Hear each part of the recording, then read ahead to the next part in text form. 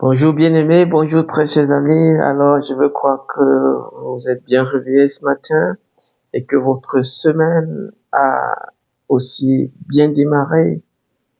Quelle joie pour nous de nous retrouver encore ce matin dans le cadre de notre partage quotidien de la parole de Dieu. Alors, commençons par rendre grâce à Dieu. Notre Père, notre Dieu, grande est notre joie de nous lever ce matin et de constater ton souffle de vie renouvelé en nous, de constater ta provision à notre égard totalement apprêtée, que la gloire, la louange te revienne. Nous te consacrons ce jour et nous prions que tu daignes accomplir tes desseins. Veille sur chacun de tes enfants, où qu'ils se trouvent, que le sang de Jésus-Christ la couvre, et que Seigneur, la grâce rende disponible tout ce dont chacun a besoin pour vivre effectivement tout au long de ce jour. Nous te confions ce moment de méditation de ta parole et nous prions que ce moment soit un temps d'encouragement, un temps de bénédiction, un temps d'enrichissement spirituel. Nous te supplions, Seigneur, fais-le au nom de Jésus-Christ. Amen, amen, amen. Alors ce matin, nous poursuivons notre méditation, n'est-ce pas, en considérant le verset 13 du deuxième chapitre du livre d'Actes des Apôtres. Ce verset dit tout simplement ceci: c'est très simple, répondaient ceux qui voulaient tourner la chose en ridicule. C'est l'effet du vin doux. Vous ne voyez donc pas que ces gens sont ivres. Ça, c'est version parole vivante. La version 8 secondes dit ceci: mais d'autres se moquaient et disaient, ils sont pleins de vin doux. Parole du Seigneur. Amen. Alors, au verset 12 que nous avons considéré hier, cette diaspora composite, cette diaspora plurielle, en termes d'origine, en termes de nations différentes, d'où elle émanait, n'est-ce pas, n'a pas pu revenir de son étonnement. Elle a été incapable, n'est-ce pas, de comprendre cette grande surprise qui l'a animée, n'est-ce pas, alors qu'elle était en face d'une situation qui dépassait sa compréhension, dépassait son entendement, où sa pensée réflexive avait été incapable de cerner et d'expliciter ce qui se passait. Et dans ce verset 12,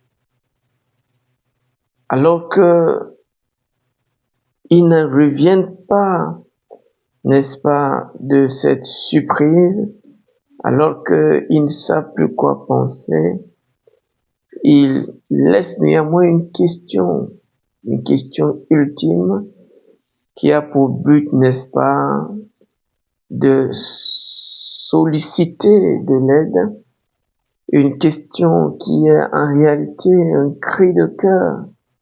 Mais qu'est-ce que cela veut dire? Et dans ce verset 13, sur lequel nous portons ce matin notre attention, nous avons la réponse des membres de cette diaspora-là. Et quand on considère leurs réponses, on comprend encore qu'il s'agit ici d'une situation qui est très troublante pour ces personnes qui sont sérieuses, pour ces membres de la diaspora qui veulent et sont désireux de connaître la vérité, de comprendre cette réalité. Quelques-uns d'entre eux, puisque la question était laissée à qui peut en donner une réponse, quelques-uns donc d'entre eux, quelques-uns parmi eux vont se prononcer.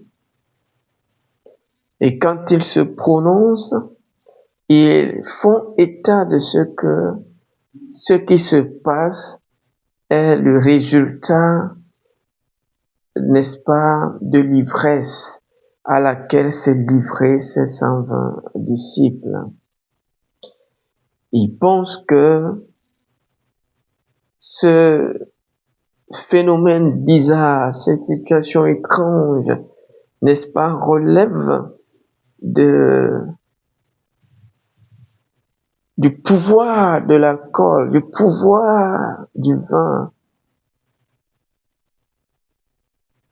Ce qui se passe, c'est juste l'effet, la conséquence des personnes qui ont tellement picolé, qui ont tellement bu, qui se sont saoulés la gueule et qui sont en train de verser dans la paranoïa, on va dire, dans la démence, on va dire, mais bref, ils ne sont plus dans le bon sens. Réponse qui ne saurait être appréciée parce que n'étant tout simplement pas en adéquation avec la réalité qui est décrite. Parce que cette diaspora, autant diversifiée, a pu entendre clairement ces 120 disciples parler dans ces différentes langues et proclamant les merveilles de Dieu, les œuvres de Dieu, la grandeur de Dieu, les ouvrages de Dieu à travers la nature. Une personne qui a picolé ne peut être aussi précis, aussi correct dans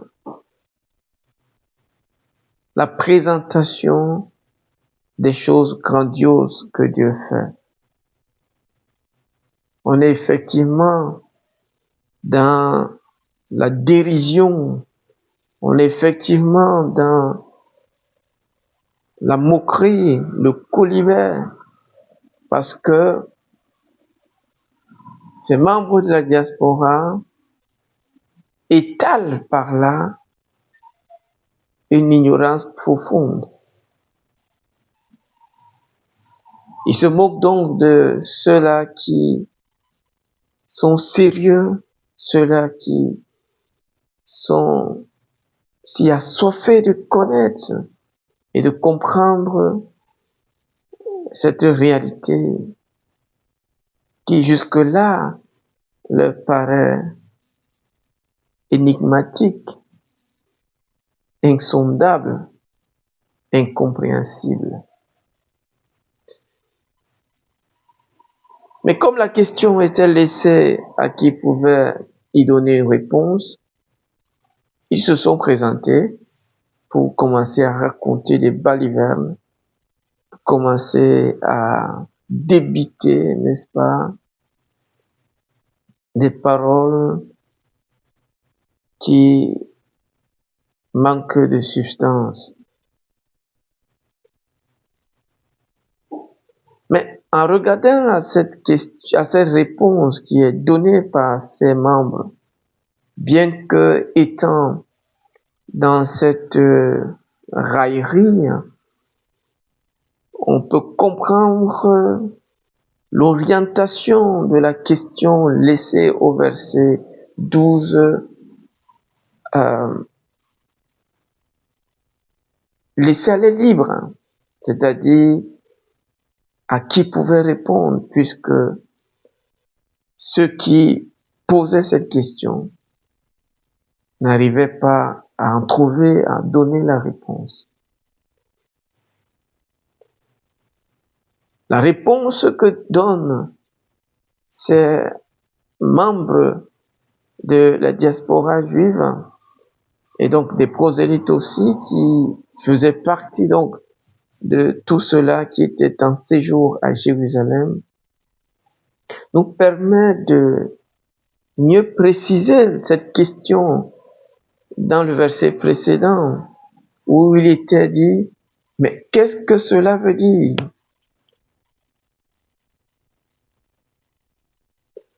En regardant à cela, à cette réponse, on comprend que la question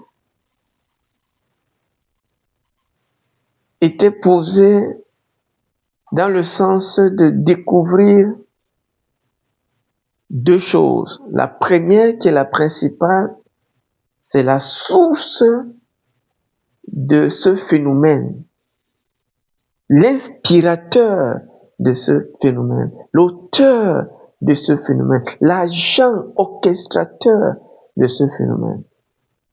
Et la deuxième chose qui devait normalement découler de la première, c'est la signification donc de ce phénomène, son implication. Quand ils répondent que ces 120 disciples manifestent là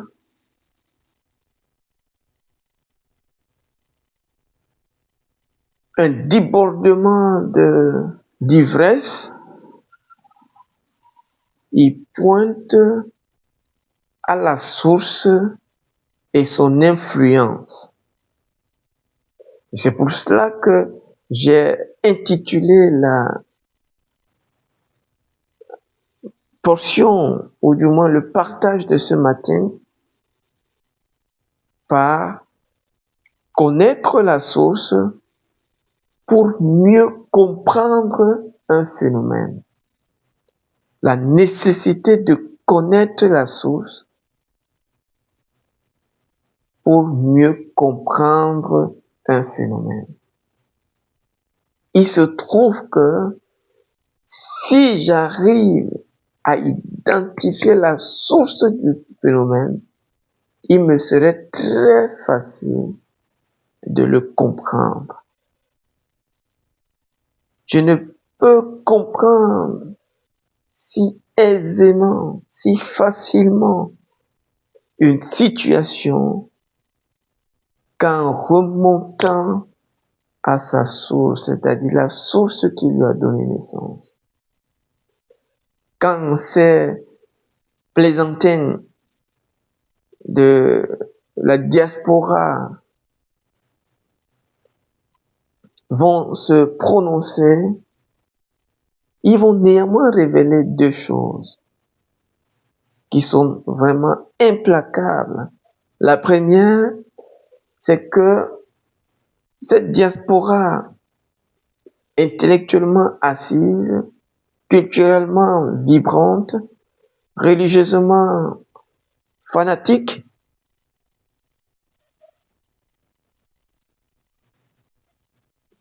ignorait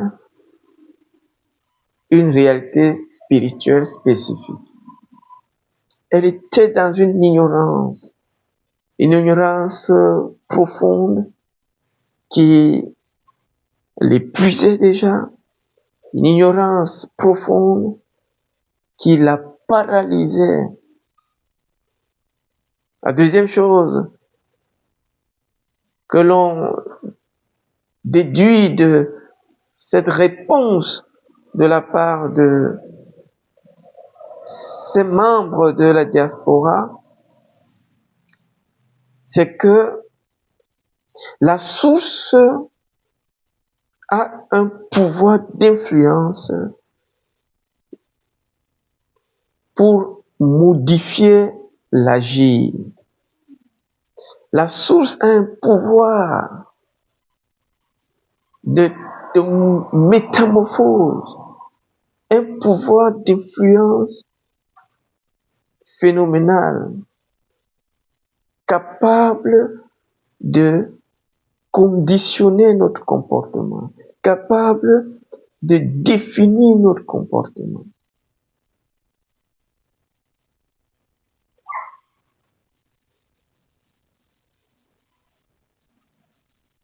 Ils ont laissé une question ouverte.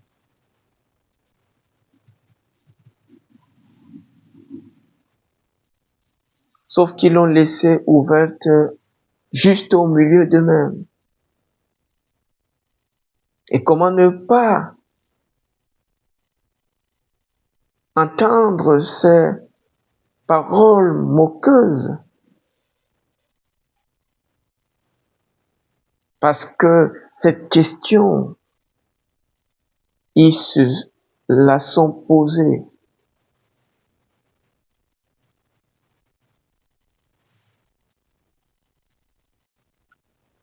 Quand on est confronté à une difficulté,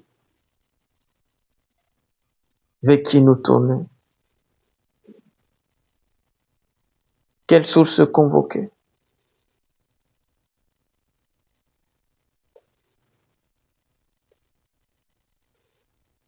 C'est de ça qu'il est question. N'oubliez pas la nécessité de connaître la source pour comprendre une situation, pour comprendre un phénomène, pour comprendre une réalité étrange, bizarre, qui est anormale, qui sort de la normale. La source est un indice d'importance capitale. Quand je suis confronté à une situation, remonter à la source, c'est prendre le chemin efficace, pertinent pour résoudre ce problème. Et c'est pour cela que, vite fait, j'aimerais nous partager quelques pensées en rapport avec cette situation. Ils ont posé une question, mais jusqu'où cette question pouvait aller?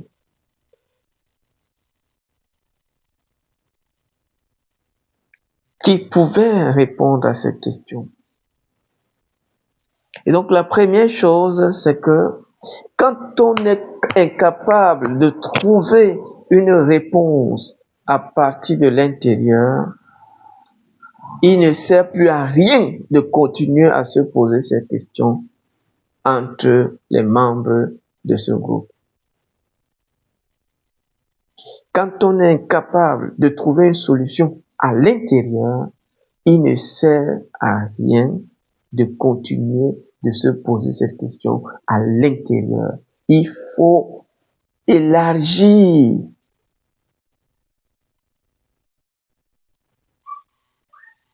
le milieu. Il faut élargir les potentiels répondants.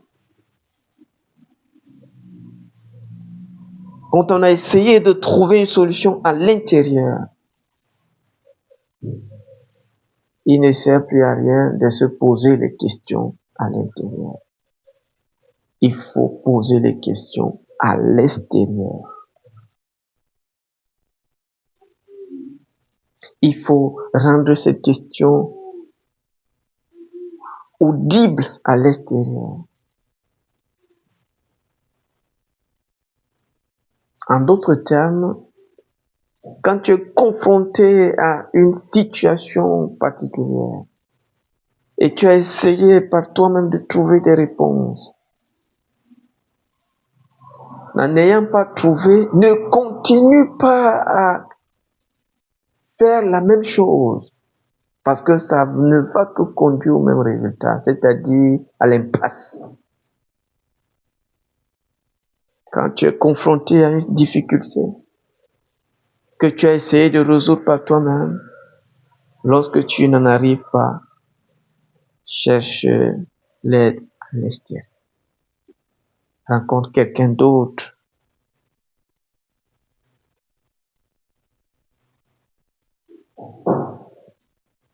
Ne laissons pas notre orgueil nous garder dans la confusion, nous garder dans les ténèbres,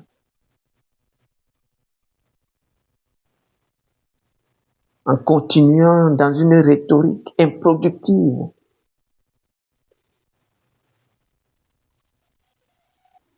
Quelqu'un quelque part, quelqu'un au dehors a certainement la réponse à la question que nous nous posons. A certainement une solution au problème auquel on est confronté. Que de ressasser le problème,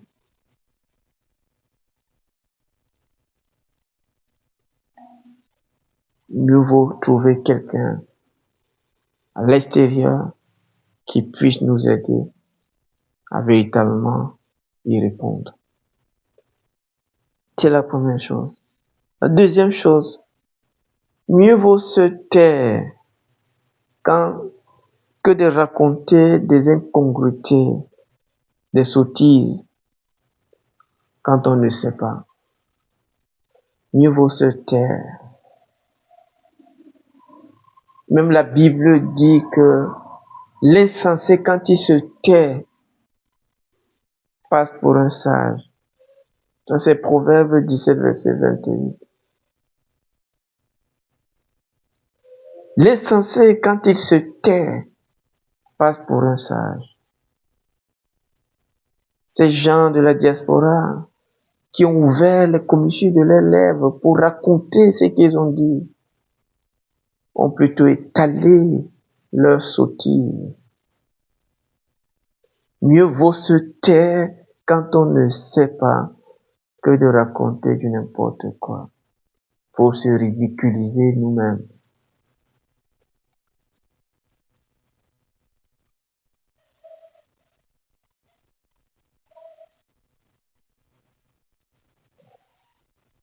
Troisième chose, quand le groupe est incapable de répondre adéquatement à une préoccupation qui la touche, mieux vaut consulter une personne à l'extérieur du groupe.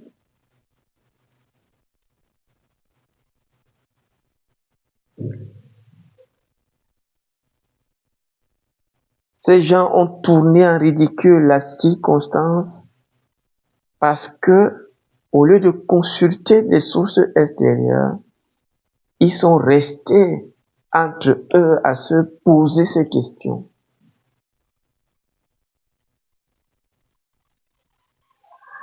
Le monologue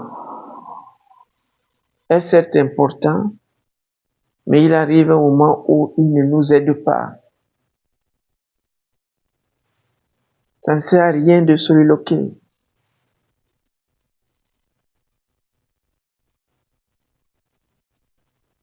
Il se posait ces questions. Ça faisait un moment qu'il se posait des questions, mais sans réponse. Et comme ils n'ont pas tiré des leçons des différentes questions précédentes, ils ont continué et voilà, ceux des membres de cette diaspora qui n'avaient que faire de cette situation pouvaient se moquer de ceux qui voulaient à tout prix savoir ce qui se passait.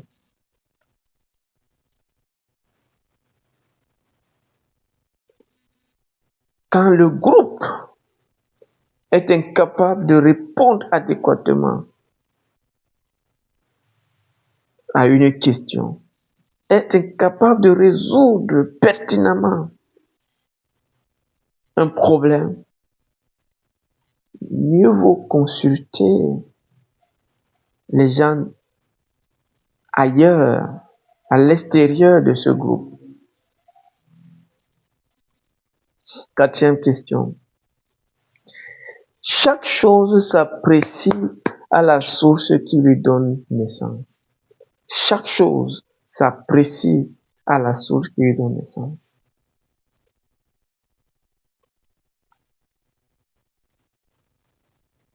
S'ils arrivaient à mettre du doigt sur la source de ce phénomène, ils le comprendraient alors aussi facilement. Pourquoi? Parce que la source informe sur les faits perceptibles.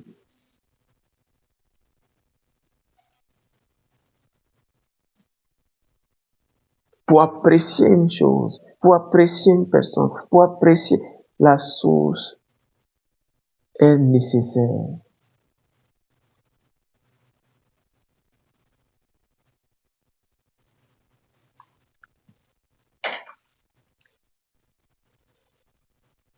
Ce à quoi on se connecte nous influence immanquablement, inévitablement, mais profondément.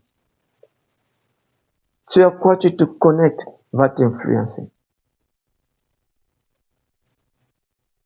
Là où tu te nourris va te définir.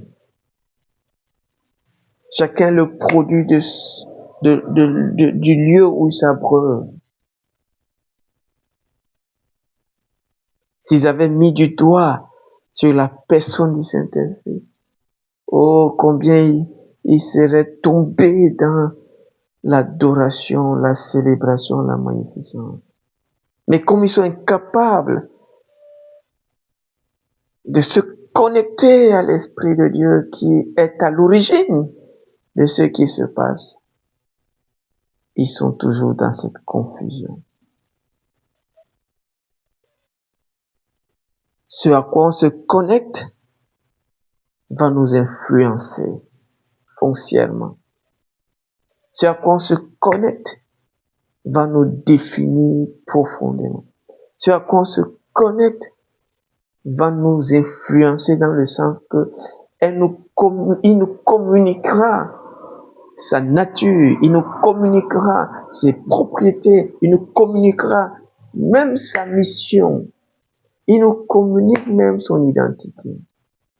La source nous communique sa puissance, la source nous communique sa vie, la source nous communique ses propriétés, la source à laquelle nous nous connectons nous communique sa vie, nous communique sa puissance, nous communique sa réalité. Si bien que quand on veut nous apprécier au dehors, ce sont les éléments de la nature, des propriétés de la source que l'on va voir.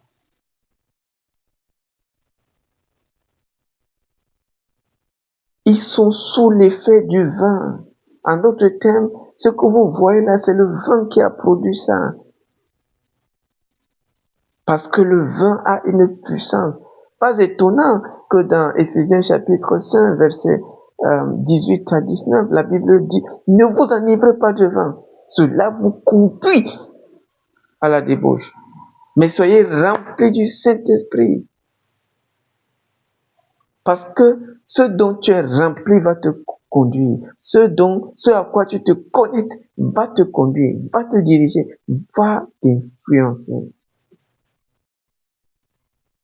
Sixième pensée. La source a un pouvoir redoutable pour modifier, c'est-à-dire pour conditionner notre façon de faire. La source à laquelle nous nous connectons a un pouvoir remarquable pour définir, déterminer et modifier conditionner notre façon de faire, notre façon d'agir. Je veux être connecté à l'Esprit de Dieu. Et alors je pourrais être agité par lui. Je ne veux pas être rempli de vin, mais je veux être rempli du Saint-Esprit. Si nous sommes remplis du Saint-Esprit, si nous sommes revêtus de la puissance du Saint-Esprit, que de bien notre monde va recevoir. Mais si nous sommes remplis de vin, que de souffrance notre société va subir. Septième pensée. Il n'y a pas que les gens de notre milieu restreint pour répondre aux questions que nous nous posons, pour apporter des solutions aux problèmes auxquels on est confronté. Il n'y a pas que les gens de notre milieu restreint. Alors, comme la Bible dit, élargissons notre tente, élargissons notre étendue dans cette quête.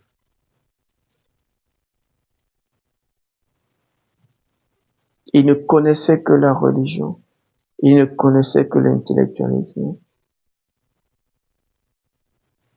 tandis que l'Esprit de Dieu était juste là, à cet instant. Et si leurs yeux pouvaient juste s'ouvrir, ils auraient compris que il y a une autre source qui produit des effets aussi étranges, mais merveilleux. Il n'y a pas que notre milieu restreint.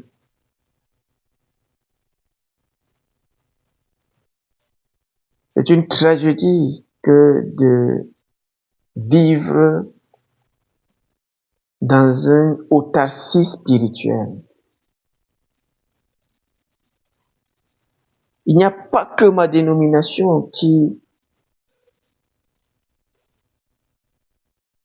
est la réponse à toutes mes questions. Il n'y a pas que ma dénomination qui est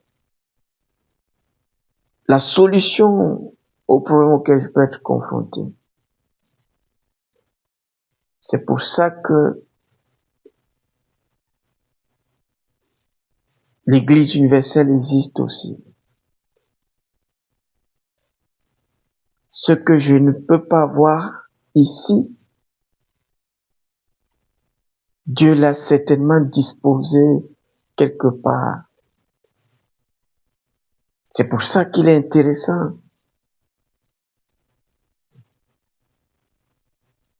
d'apprendre des autres ministères, de lire les livres chrétiens.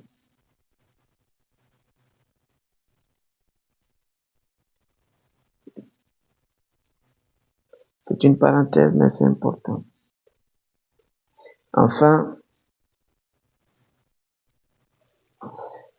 pour résoudre un problème, il importe toujours de remonter à la source. Parce que chaque chose, chaque phénomène est révélateur ou contient les éléments qui pointent à la source qui lui a donné naissance. Prions ensemble. Merci Seigneur pour ta parole ce matin. Bénis-la dans nos cœurs, dans nos vies. Qu'elle nous aide, Seigneur notre Dieu, à ne pas toujours rester renfermés, quand bien même on serait confronté à des situations qui nécessitent qu'on s'ouvre